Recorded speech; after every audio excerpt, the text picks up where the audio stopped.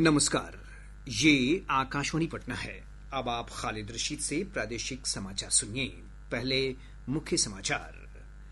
राज्य में मतदाता सूची के विशेष गहन पुनरीक्षण अभियान का पहला चरण पूरा हुआ। चुनाव आयोग ने कहा 1 अगस्त को प्रकाशित होगा मतदाता सूची का प्रारूप। मुख्यमंत्री नीतीश कुमार ने की घोषणा, बिहार पत्रकार सम्मान पेंशन योजना के तहत अब पात्र पत्रकारों को 15,000 रूपये मासिक पेंशन दिया जाएगा। पारिवारिक पेंशन 10,000 रूपये। प्रधानमंत्री नरेंद्र मोदी कल सुबह 11 बजे आकाशवाणी पर मन की बात कार्यक्रम में देश विदेश के लोगों के साथ विचार साझा करेंगे। और करगिल विजय दिवस पर राष्ट्र आज कर रहा है शहीदों को नमन। वीर जवानों के सम्मान में देश प्रदेश में कई कार्यक्रमों का आयोजन। अब समाचार विस्तार से। राज्य में चल रहे मतदाता सूची के विशेष गहन पुनरीक्षण अभियान का पहला चरण आज समाप्त हो गया। इसके तहत 99% से अधिक मतदाताओं ने गणना प्रपत्र जमा किए। 99.8% से अधिक मतदाताओं का सत्यापन पूरा किया गया। चुनाव आयोग ने कहा है कि इन सभी मतदाताओं का नाम 1 अगस्त को प्रकाशित मतदाता सूची प्रारूप में शामिल किया जाएगा। आयोग ने कहा है कि जिन लोगों के नाम मतदाता सूची के प्रारूप में नहीं होंगे वे 1 अगस्त से 1 सितंबर के बीच दावा आपत्ति कर सकेंगे। आयोग के अनुसार अंतिम मतदाता सूची का प्रकाशन 30 सितंबर को किया जाएगा।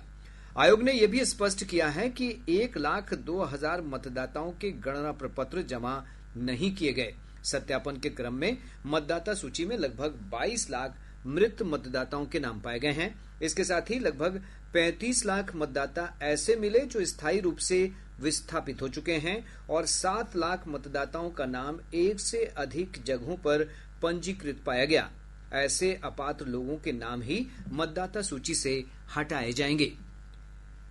लोक जनशक्ति पार्टी रामविलास के प्रमुख और केंद्रीय मंत्री चिराग पासवान ने कहा है कि मतदाता पुनरीक्षण कार्य पर विपक्ष का हंगामा सिर्फ दिखावा है। उन्होंने कहा कि आज तक विपक्ष ये नहीं बता सका कि किसी पात्र मतदाता का नाम क्या कट रहा है। अगर इतनी जानकारी है कांग्रेस के पास, राहुल जी के पास, राजद के पास, तो दिखाए ना कि भैया कौन सा सही आदमी था जिसका इन लोगों ने कैंसिल कर दिया हो या जिसका नाम वोटर लिस्ट से हटा दिया हो। सिर्फ हंगामा हंगामा हंगामा। दिल्ली में सदन नहीं चलने दे रहे, यहाँ बिहार में इन लोगों ने सबको परेशान करके रखा हुआ है सिर्फ इन एंटिसिपेशन कि ऐसा हो जाएगा, ऐसा हो जाएगा, ऐसा। अरे भैया क्या हो जाएगा और क्या हो गया? ये सरकार की भी जिम्मेदारी है, हम राजनीतिक दलों की भी जिम्मेदारी है और चुनाव आयोग जो कि एक संवैधानिक संस्था है उसकी भी जिम्मेदारी है और अपनी जिम्मेदारी को हर कोई निभाएगा और इस बात को सुनिश्चित करेगा कि किसी भी नागरिक का के साथ कोई अन्याय नहीं। But at the same time कोई भी घुसपैठिया हमारे देश के सबसे बड़े अधिकारों में से एक मताधिकार का दुरुपयोग कर ले, ये भी हम लोग नहीं होने।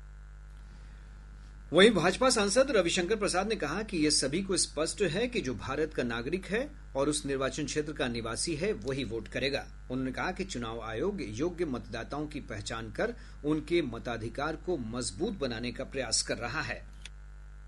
देखिए, बहुत सिंपल सी बात, वोट कौन देगा? जो भारत का नागरिक होगा। वोट कौन देगा? जो जिंदा रहेगा। वोट कौन देगा? जो उस चुनाव क्षेत्र में रहेगा। तो अगर इस सर्वे में लाखों लोग मृत पाए गए, कई का 2 जगह वोटर लिस्ट में नाम है जो नहीं हो सकता, तो उसको ठीक नहीं किया जाए।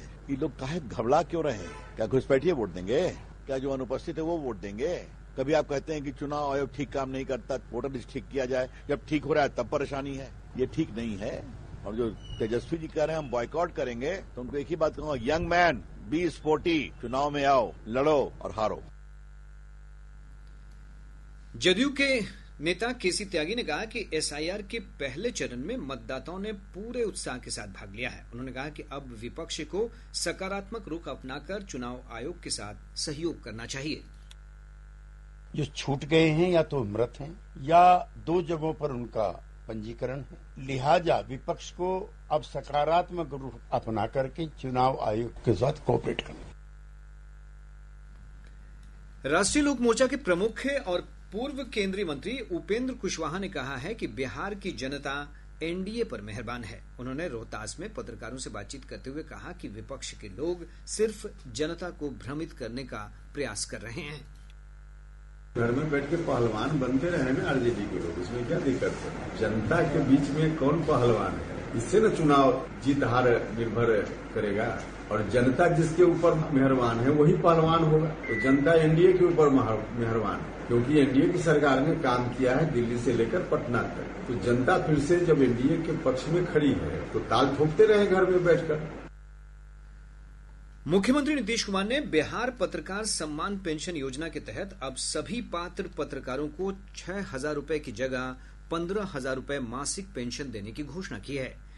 सोशल मीडिया पोस्ट में श्री कुमार ने कहा कि योजना के तहत पेंशन प्राप्त कर रहे पत्रकारों की मृत्यु होने की स्थिति में उनके आश्रित पति पत्नी को अब जीवन भर 10,000 रूपये की पेंशन राशि मिलेगी। पहले यह राशि 3,000 रूपये थी। मुख्यमंत्री नीतीश कुमार ने सीतामढ़ी जिले के पुनौरा धाम स्थित माता जानकी जन्मभूमि मंदिर परिसर के लिए स्वीकृत समग्र विकास योजना का स्थल भ्रमण कर जायजा लिया। मां जानकी की प्रकाट्य स्थली उर्विजा कुंड का निरीक्षण किया। श्री कुमार ने 8 अगस्त को होने वाले मंदिर के शिलान्यास कार्यक्रम की तैयारियों का जायजा लेते हुए अधिकारियों को आवश्यक दिशा निर्देश भी दिए। उन्होंने माता जानकी मंदिर में पूजा अर्चना की। एक रिपोर्ट। मुख्यमंत्री नीतीश कुमार आज भगवती सीता की जन्मस्थली पुनौरा धाम पहुंचकर 8 अगस्त को होने वाले मंदिर शिलान्यास कार्यक्रम की तैयारियों का जायजा लिया। केंद्रीय गृह मंत्री अमित शाह मंदिर का शिलान्यास करेंगे। जानकी मंदिर निर्माण पर करीब 882 करोड़ से अधिक लागत आएगी। इस ऐतिहासिक मंदिर का निर्माण होने से पर्यटन स्थल के रूप में विश्व के मानचित्र पर जिले को पहचान मिलेगी।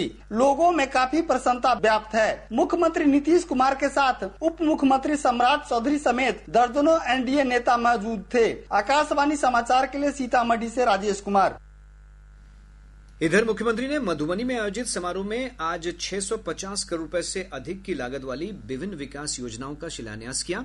इन योजनाओं में पुरानी कमला और जीवछ कमला नदी का पुनर्जीवीकरण, माता सीता और प्रभु श्री राम के प्रथम मिलन स्थल फुलहर स्थान का पर्यटक स्थल के रूप में विकास कार्य शामिल है। इसके अलावा मुख्यमंत्री ने जयनगर शहीद चौक के पास रेल ओवरब्रिज और मधुबनी में अंतर्राज्यीय बस अड्डे का निर्माण कार्य का भी शिलान्यास किया। राष्ट्रीय जनता दल के राष्ट्रीय अध्यक्ष लालू प्रसाद ने पार्टी के विभिन्न प्रकोष्ठों के राष्ट्रीय अध्यक्षों का मनोनयन किया है।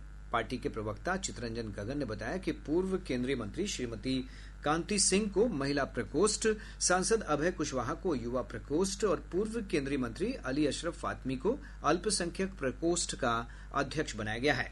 वहीं पूर्व मंत्री शिवचंद्र राम को अनुसूचित जाति एवं अनुसूचित जनजाति प्रकोष्ठ और सांसद सुधाकर सिंह को किसान प्रकोष्ठ का राष्ट्रीय अध्यक्ष बनाया गया है। प्रादेशिक समाचार आप आकाशवाणी पटना से सुन रहे हैं। ताजा समाचारों के लिए आप हमारे एक्स हैंडल AIR_News पटना पर जा सकते हैं। प्रधानमंत्री नरेंद्र मोदी कल सुबह 11 बजे आकाशवाणी पर मन की बात कार्यक्रम में देश विदेश के लोगों के साथ विचार साझा करेंगे। यह इस कार्यक्रम की 124वीं कड़ी होगी।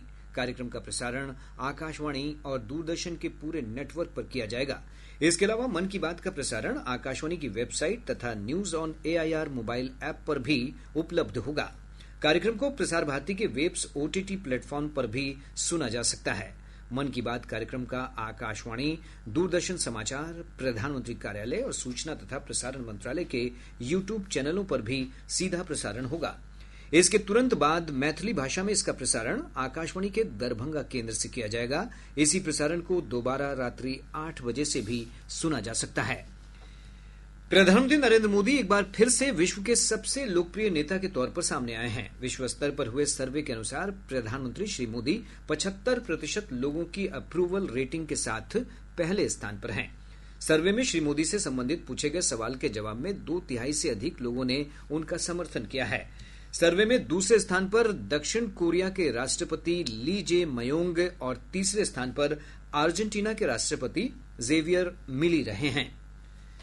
देश आज करगिल विजय दिवस मना रहा है। यह दिवस 1999 में पाकिस्तान के खिलाफ हुए करगिल युद्ध में शहीद हुए वीर जवानों की स्मृति में मनाया जाता है। एक रिपोर्ट।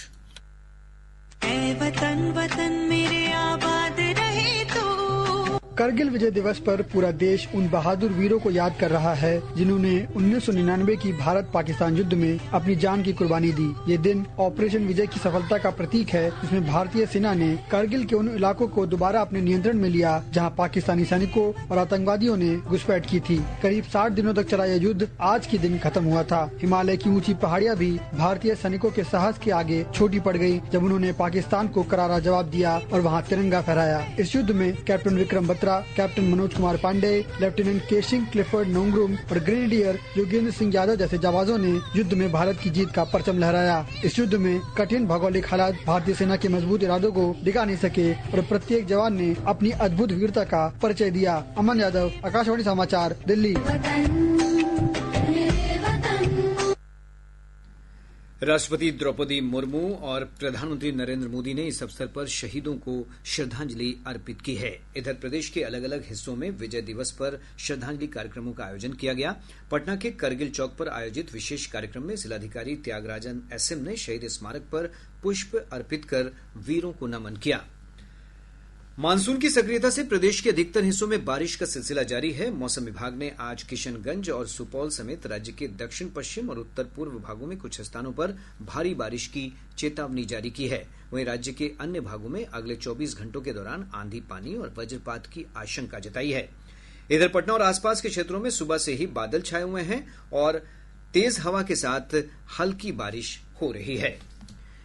राज्य के विभिन्न भागों में बारिश में कमी के कारण गंगा, कोसी, गंडक और बूढ़ी गंडक समेत विभिन्न नदियों के जलस्तर में गिरावट दर्ज की गई है। कोसी नदी के जलस्तर में गिरावट के बावजूद खगड़िया में लाल निशान से नदी ऊपर बनी हुई है। इधर कटिहार जिले में गंगा, कोसी, महानंदा समेत विभिन्न नदियों के जलस्तर में कमी के बावजूद कई प्रखंडों के निचले इलाकों में बाढ़ का पानी फैल गया है, जिससे जनजीवन प्रभावित है। एक रिपोर्ट। जिले में गंगा, कोसी और बरंडी नदी का जलस्तर घटा है, लेकिन ये नदियां अभी भी लाल निशान से ऊपर बह रही है। इधर महानंदा नदी का जलस्तर नीचे उतरने के बाद आजमनगर समेत कई इलाकों में भीषण कटाव हो रहा है। आजमनगर घाट के निकट 300 से 400 मीटर की दूरी पर डाउन स्ट्रीम साइड में कटाव से सैकड़ों एकड़ में लगी फसल डूब गई है। कटाव का सिलसिला रिंग बांध तक पहुँचने का खतरा है। इसे लेकर बांध से सटे टोलों और मोहल्लों में भय का माहौल है। गंगा और कोसी नदी के जलस्तर में वृद्धि होने के कारण सेमापुर के मोहना चांदपुर पंचायत, अहमदाबाद प्रखंड के चौकिया पहाड़पुर, दुर्गापुर और खट्टी भवानीपुर पंचायत तथा कुर्सेला के दर्जनों गाँव में बाढ़ का पानी प्रवेश कर गया है। कई घर बाढ़ के पानी से पूरी तरह घिर चुके हैं। कई स्थानों पर सड़क संपर्क टूट जाने से लोगों को काफी परेशानी हो रही है। आकाशवाणी समाचार के लिए कटिहार से कुमार मुकेश चौधरी। और अंत में मुख्य समाचार एक बार फिर। राज्य में मतदाता सूची के विशेष गहन पुनरीक्षण अभियान का पहला चरण पूरा हुआ। चुनाव आयोग ने कहा 1 अगस्त को प्रकाशित होगा मतदाता सूची का प्रारूप। मुख्यमंत्री नीतीश कुमार ने की घोषणा, बिहार पत्रकार सम्मान पेंशन योजना के तहत अब पात्र पत्रकारों को 15,000 रूपये मासिक पेंशन दिया जाएगा। पारिवारिक पेंशन 10,000 रूपये। प्रधानमंत्री नरेंद्र मोदी कल सुबह 11 बजे आकाशवाणी पर मन की बात कार्यक्रम में देश विदेश के लोगों के साथ विचार साझा करेंगे। और करगिल विजय दिवस पर राष्ट्र आज कर रहा है शहीदों को नमन। वीर जवानों के सम्मान में देश प्रदेश में कई कार्यक्रमों का आयोजन। इसके साथ ही आकाशवाणी पटना से प्रसारित प्रादेशिक समाचार का ये अंक समाप्त हुआ।